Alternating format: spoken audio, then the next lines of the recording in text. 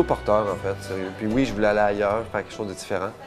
Puis en même temps, quand tu fais un film, c'est tellement une longue entreprise. La pression, enfin, moi, il y a des pressions quotidiennes. Il faut arriver à faire ça aujourd'hui, il faut arriver à faire ça.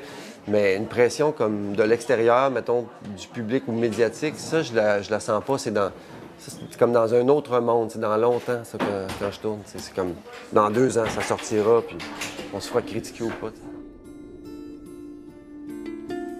Ce que ça fait, c'est que, bien, premièrement, ça finit par me ressembler un petit peu plus. C'est un film, je dirais que c'est un film qui me ressemble un peu plus que Babine.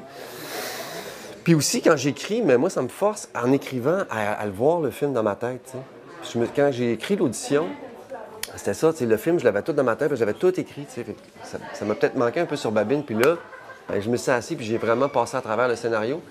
J'ai écrit. Puis ça a fait que très tôt dans le processus, les images ont commencé à naître dans ma tête. Bien, c'est toujours un petit stress, surtout que nous autres, on tournait des scènes où, en principe, le jardin ne marche pas parce qu'il pleut pas.